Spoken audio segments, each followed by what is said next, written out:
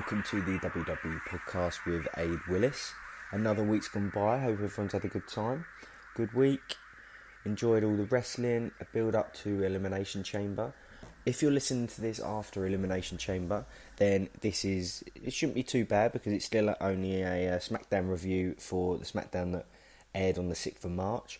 And of course, if you are waiting to hear this and then listen to Elimination Chamber, that'll be perfect as well. So let's crack on.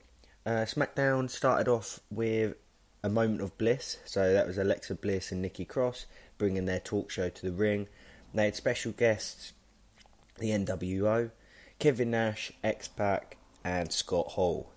Now, they did a little conversation, a little bit of, not really a promo, a bit of history, a bit of who they are and stuff, a little bit like that. I mean, I wasn't very excited as soon as SmackDown sort of started and they were already in the ring. I thought, what a way to start the show. But it was okay. I mean, I'm not really a massive fan of them.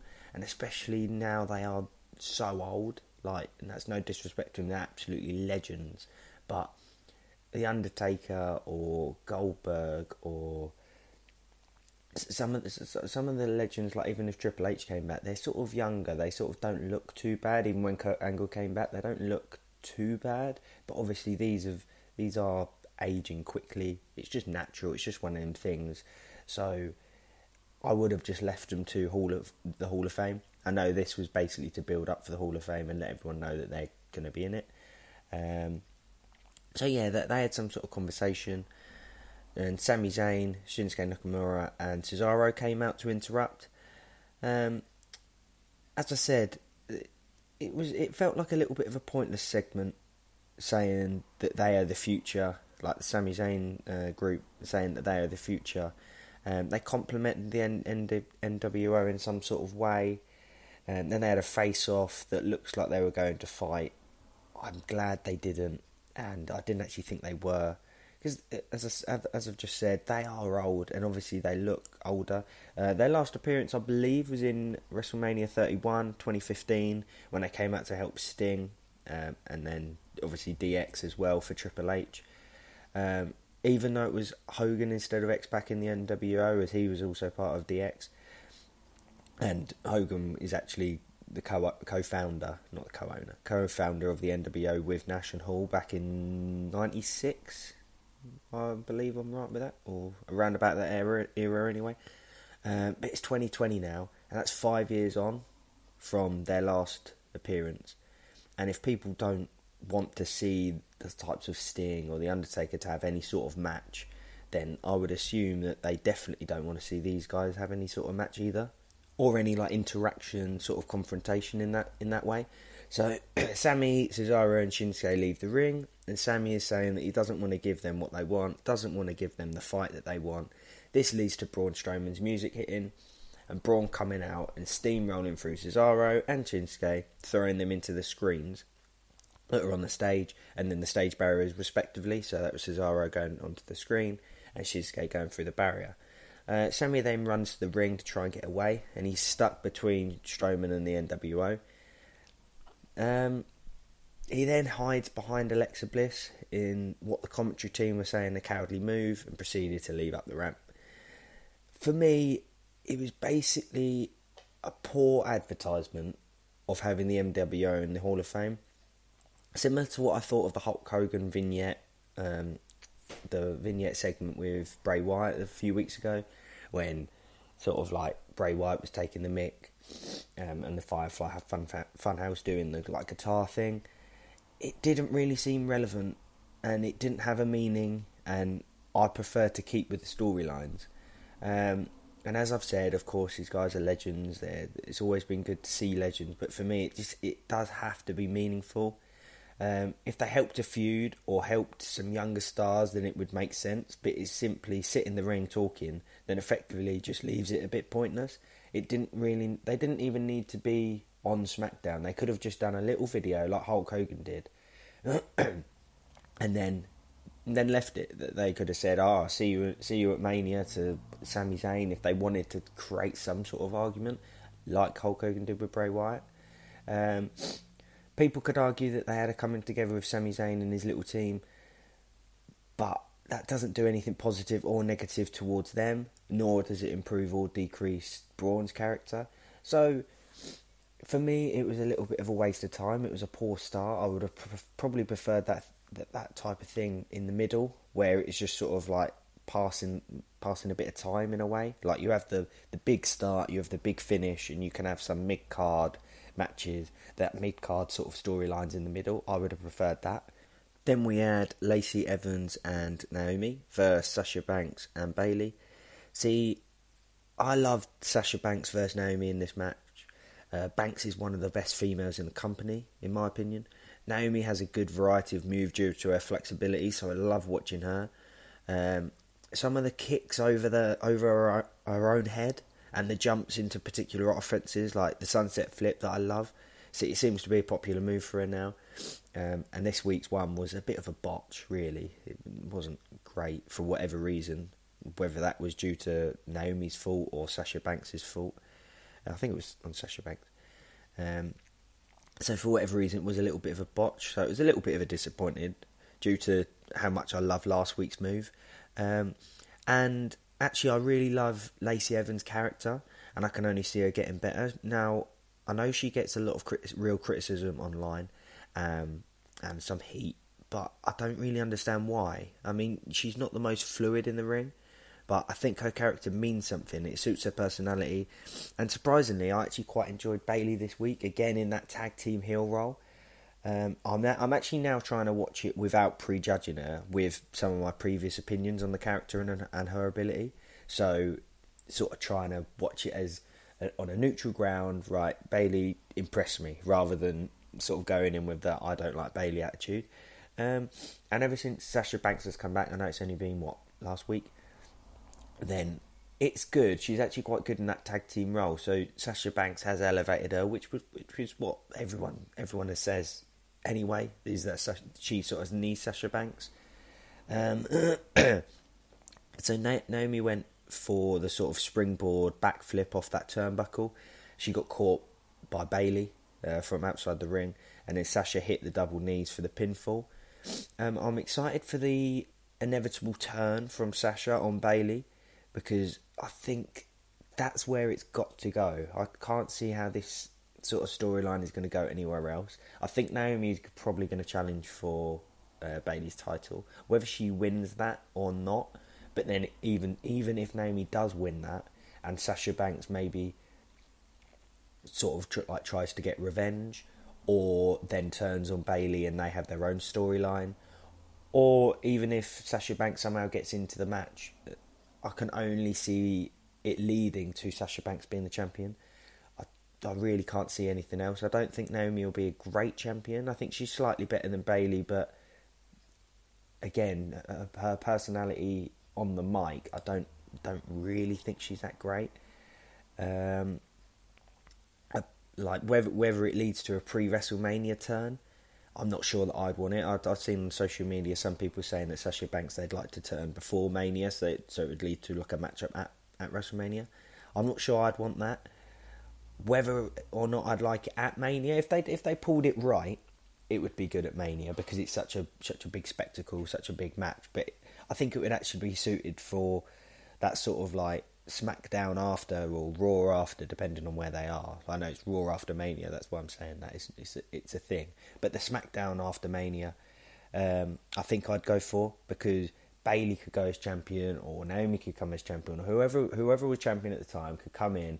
Everyone's pumped up from WrestleMania literally a few days ago, and then Sasha turns heel, or Bayley turns heel on Sasha, and that would lead to a nice storyline and set up for the rest of the year.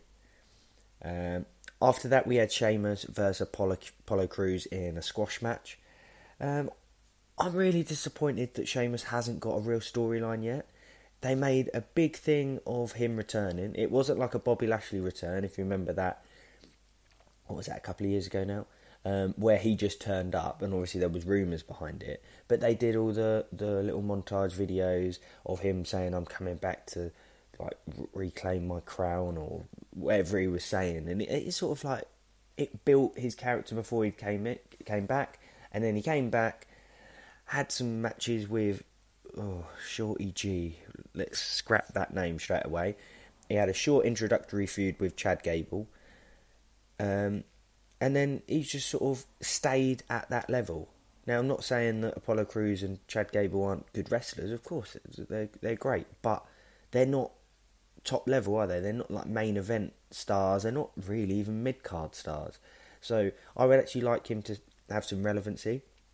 I'm sure I've said in my podcast before, I think him versus Braun Strowman would be absolutely incredible, as he's that type of guy that he won't be thrown around and dominated like some of the other superstars Braun has faced. Like, if you think about him fighting Sami Zayn or him fighting Shinsuke Nakamura, he's that much bigger and stronger.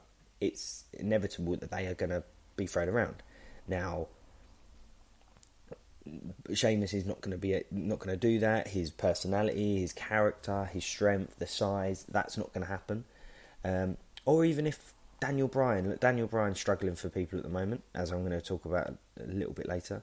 I mean, that could be a battle of the ridiculously power guys, but like, all jokes aside, a feud with Daniel Bryan would give the guys purpose, both of them, and they both elevate each superstar back into a mid to main card position, depending on the actual storyline. And obviously neither of them are being booked at the moment due to just poor booking. I think, and if this was actually set up right, with the right build and the right matches, then it could push for that sort of like main event type popularity without even needing a title. Now, the only thing I can think of, and it's not going to be on that scale, is the sort of like Edge and Orton storyline. That's got no title. It's got no even build to be like number one contender or anything like that. It's just a storyline on its own that I feel like that's what these superstars need, especially Daniel Bryan, because he is so good in these type of things. He is a main event star, and this is why I was disappointed with Daniel Bryan this week. Or not him, but the way everything's going for him. This was a little clip of Drake Maverick and Drew Gulak talking about Daniel Bryan backstage. I actually quite like Drew Gulak's little gimmick about all the slideshows and stuff, about how he's got all these different points, 300 and whatever number of points out on how to beat someone, or their negative points and everything like that. But they're talking about him. Bryan then comes in and said he's had enough and challenges Gulak to a match at Elimination Chamber. Now, this just echoes my previous point. Not saying Gulak isn't a good star, because he is a fairly good wrestler. However, Bryan should be levels and levels ahead of him in terms of booking, and for some reason he's dropped so far down that they can't even, or in my opinion, they can't even sell this as helping out younger talent to get over. Like, if it was a mid-card match where Drew Gulak had some sort of like decent run, and then again he has a match with Daniel Bryan that was sort of like coming down, they sort of like meet in the middle and then have a good match, and if Drew Gulak was performed well, he'd then step up again. But this isn't that. I think it's just poor in my opinion, and as I said last week, I don't know if Daniel Bryan's being punished or in some sort of way, or he's upset someone, but it's a little bit disappointing for me. I'm hoping it doesn't last long. We'll have to see. If you've already watched Elimination Chamber, hopefully it's just a simple match that goes forward. If not, I'll talk about it next week, and we'll see what, if my opinion changes on it. Then we had Fire and Desire versus Carmella and Dana Brooke. The only one I really enjoy watching is Carmella. I mean, of course, Mandy Rose we enjoy watching, but not for the wrestling side of things. As I think Carmella she's very, very good in the ring. I mean, she improved a hell of a lot during her title run, which was years ago. And I was excited to see how her matches with Bayley would unfold, but obviously it looks like Naomi will be the one to fight for the title. Or it looks like that's what they're going to aim at, which, to be honest, I feel is probably the better choice anyway. There's not too much for me to say about the other females, like in-ring ability in this match. And you'll see what I mean. My opinions will be confirmed if you look at the Dana Brooke hits this terrible, terrible drop kick on Sonya Deville that is miles away from any contact, and then they try and sell it off. Even I think even the commentary try to sell it off, where the commentary are normally a little bit better with things like this. Like if there's no contact, they sort of like if you've seen it, if you can clearly see there is no contact, then the commentators will say, oh, they just missed that one. And you're like, okay, yeah, they did. Not, like, all the over-theatrical stuff. And you're sitting there like, or I am anyway, I'm sitting there like, that didn't even touch her. But anyway, a dropkick is to me such a generic move that I don't think stars should be getting it wrong. Granted, I've never been in the ring, so I don't know. But I've seen a hell of a lot of dropkicks over the best part of 20 years I've been watching wrestling. And it almost seems like one of the first moves you learn, because most people perform or have performed this at some point, especially early on in their careers. So to get it that wrong, and of course everyone makes mistakes and everything like that, but when you're sort of a female star that again is a lower, like in the lower band, in the lower group of the superstars on the roster, to be getting simple moves wrong, it doesn't look good. I don't think it doesn't really get you behind them in any way. It doesn't make me excited to watch them next week. Then Ziggler was on the outside doing what he does best with the heel roll. He was distracting the ref, and this allowed Mandy to hit a running knee to get the win. Now, as I said on last week, I hope that the Mandy and Ziggler thing takes off, as he's always been good having that female partner. Now, I'm not sure what would happen to Sonya, because I like the fact she's good at striking, because obviously her previous background in like mixed martial arts. But whether she would like team with someone else, or maybe feud with someone else, or even it could potentially lead to a feud with Mandy Rose. But because she's never done anything on her own before, I think she needs that. Like, if she's only ever been really in the shadow of Mandy Rose. Now, I know they were in a group together and everything like that, but she's never been like the top star, and then she's basically became Mandy Rose's sidekick. So I think that would be good for her. I don't mind her in the ring. It's just the striking ability is there. It's just all the other stuff that comes with the wrestling, some of the grapples, some of the submissions, some of the holds. It just needs a little bit of work, but then that will come. I think that will come by giving her own sort of way into WWE on her own, just floating as herself. That will improve her in her own way.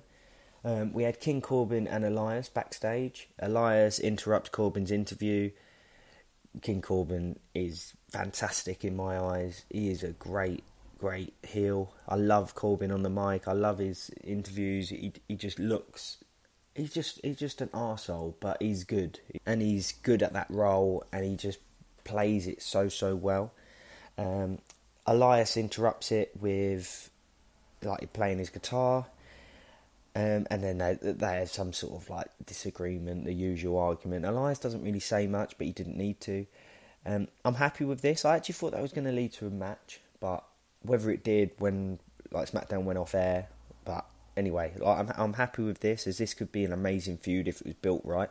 It's still very early, so obviously we don't know how this is going to go. But if it was built right, as both are very over with the crowd in their respective heel and face roles, and they both have great personalities on the mic. Corbin gets great heat for being the heel. People love singing with Elias, and all like the taglines that you repeat and everything. That a lot of that doesn't happen in modern day wrestling now, which I've touched on in previous episodes. So I think that would be a great feud. Doesn't really need a title either, as long as they book it right. They could have some great matches. They could have great stipulation matches, which both have had in the past, because they've had that just recently. Corbin's had a street fight and a cage match with Roman Reigns. Elias has had Symphony of Music matches. Is that the right name for it? Oh, it's past my mind anyway, but you know which one I mean, with all the instruments. So they're not scared of doing the harder matches, which is it's perfect for one of them feuds that maybe isn't for a title, or even they could bill it for a like number one contender match type esque. This led on to the Firefly Funhouse, which I was super excited for. This was probably the main thing I was looking forward to all week, just to see how it reacted to obviously the announcement of The Fiend versus John Cena. So the Firefly Funhouse started with the nice little jingle. All the pictures on the wall were now of Cena instead of like all of the Fiend's victims, which I like the fact that he had his old victims on the wall. So hopefully that doesn't go away, or that's just a new thing he's going to do. I actually quite like the red X, but then again, I suppose as you go on and on and on, something's got to change. You can't be a couple of years in to the character, like in 2 years' time, and still be having Kane on the wall that you done over in like 2020 or 2019. So I suppose it does have to like improve or like move forward. He explains why he chose John Cena. He shows the old Bray versus Cena at WrestleMania 30, which was 2014. He says, John Cena, I forgive you. However, there is a catch. He helped to create something else, built on pain, fueled by vengeance. Now, I love this explanation of what The Fiend is and why The Fiend is a thing. It's the most creative thing and intriguing thing WWE has done in absolutely ages. And for me, it's 100% one of the best things it has ever done. Now, it's definitely up there with the top characters ever.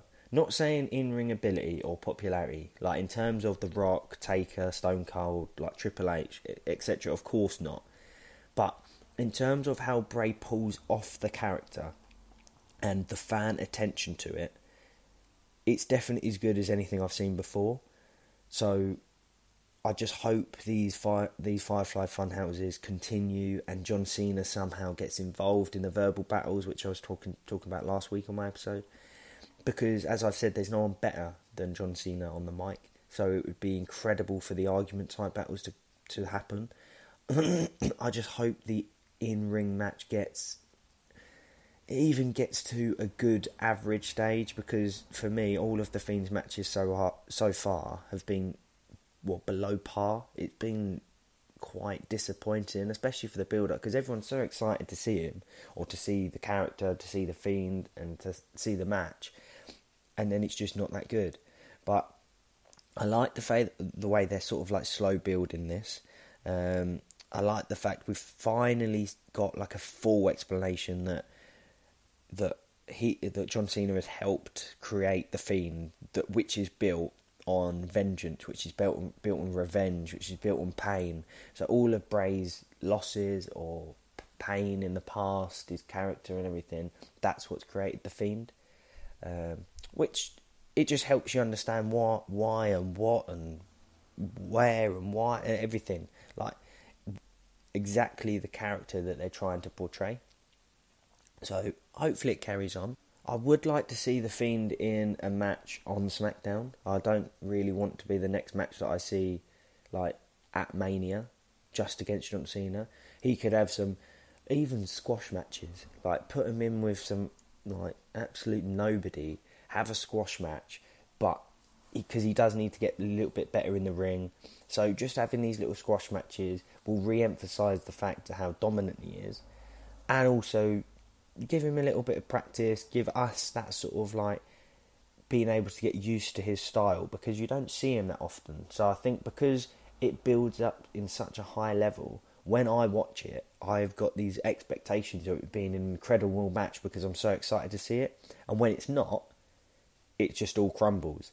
Where I think if I see him more often, although I'm not going to dislike the character any more, any less, or whatever, I would be more used to his style, more equipped to be watching the fact that he's not the best in ring. But then because I'd be used to it, I'll be like, okay, let's go. Let's just watch it and accept that it's not going to be the best match in the world. So we had a gauntlet match for the last place at Elimination Chamber. It started off with Heavy Machinery versus New Day. Now, I hope Heavy Machinery can drop the Mandy Rose segment, as I said before. I think it's damaging them as a tag team. It was damaging Otis.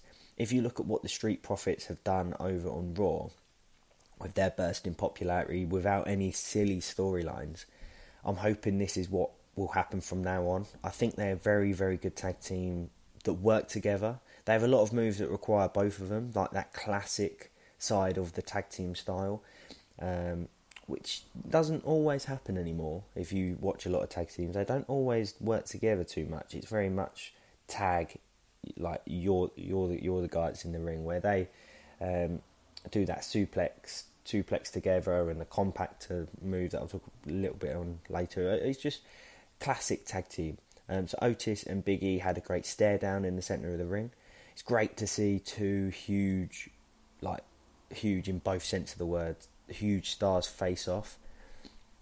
They eliminate the New Day with the compactor, which I love. It's like, the only way I can describe this is it's basically a Mark Henry's World's Strongest Slam followed by a splash. Now, granted, the splash is from Tucker. This didn't happen because Otis was the legal superstar.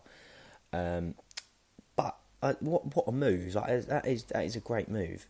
And then Lucha House Party came out. I'm not a fan of these guys.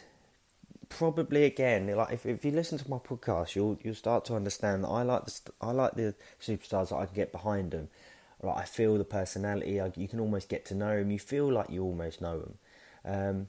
Lucha House Party aren't particularly great on the mic, like when they have been on the mic before. And I think the people that can be on the mic and you can get invested in them and know their personality, it helps me with the in-ring ability. Now, don't get me wrong, I find the high-flying stuff impressive. The same way I like Ricochet doing it on Raw, the high-flying stuff. But it's just a little unbelievable for me because of the size differences with a lot of the high flyers. They are well worth a space at Elimination Chamber, don't get me wrong, due to the high-flying spots, probably off the pods or the cage itself, like Kalisto did years ago. I remember him hanging from the top of the cage. He climbed around. But Otis hits the caterpillar and gets the pinfall, which is slightly odd because this move hasn't been used as a finisher before, I don't believe.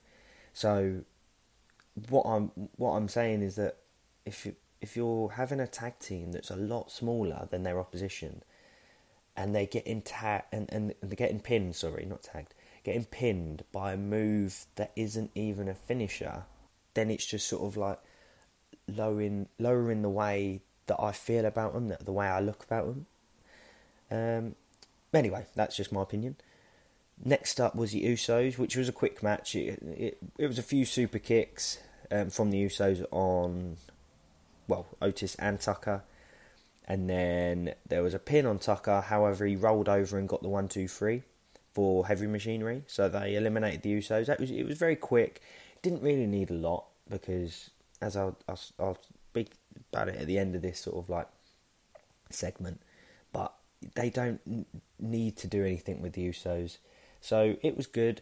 The only thing I would have liked to see is that move that they did last week, which was that sort of like powerbomb-esque from the turnbuckle and then followed by the Uso splash. But I'm sure we'll see that Elimination Chamber. But Miz and Morrison were next, yet again coming out separately. I do not know why WWE continue to do this when all the other tag teams are together, which is what it should be in my opinion. If you listen to my podcast, it's a really, really annoying thing that WWE do with some tag teams. Just come out together, especially if you're an established tag team, because it's not even like they've been put together randomly. Like, obviously, if you get put together sort of like in a random way, like Rude and Ziggler, or even like Cesaro and Sheamus back before they became the Bar, if they just get put together, they're going to come out separately. But they were always a tag team before in their run in 07 or 08. Might have even been 09. I'm sure it was like 08, 2008 anyway. Miz and Morrison were dominant in the match, hitting some of the usual moves in their repertoire, but with more of a tag team feel, which I was just saying about the heavy Machinery do. Even if it was just simple things like Morrison throwing Miz towards the ropes for his, like, the kicks through the bottom rope to the outside. Like, normally Miz would just run on his own, but with Morrison throwing him there, it's just that tag team feel, both of them working together, and that's what they were sort of like lacking in ring, I thought. The working together element is becoming more and more frequent in this tag team, which I'm beginning to like. Just not the entrance, as I keep going on about. Something hopefully will change, especially as their tag team titles. Whether this carries on at Elimination Chamber, we'll have to see. So Tucker once again got a roll up, and then Miz and Morrison continued to attack Heavy Machinery in anger. They battered Tucker in the ring. They threw Otis through the ring announcement barriers. Then the last team to come out was Ziggler and Rude. They had the upper hand due to Tucker being hurt, and Otis still being on the outside of the ring. They beat down Tucker even more, which led to Otis finally getting up and helping his teammate. Otis is by far the biggest star of this tag team, which you do normally get a bigger star anyway. Like in the Street Profits, Montez Ford is much the bigger star, much more popular. So Otis had a great reaction from the crowd. It was huge when he finally got up again. Otis gets the hot tag and is more than dominant in getting his own back. Does that little jiggy like star jumps, pumping himself up while Rude attacks him. I love this little move that he's added to his character.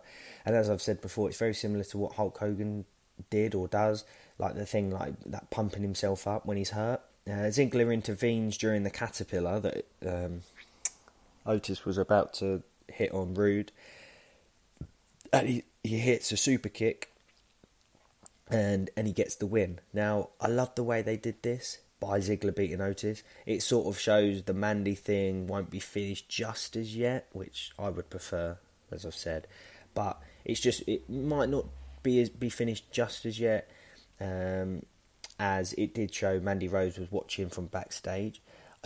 I do think that they built Heavy Machinery perfectly in this match. Like the fact that they were so close to winning but didn't. The fact that they beat the New Day, they beat the Usos, Miz and Morrison.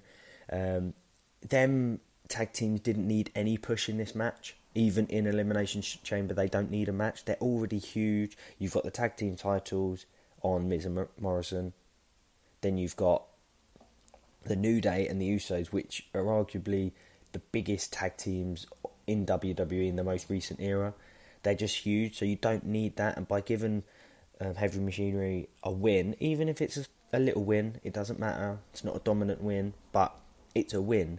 It doesn't do anything bad to them tag teams losing because they don't need a push, but it does everything for Heavy Machinery.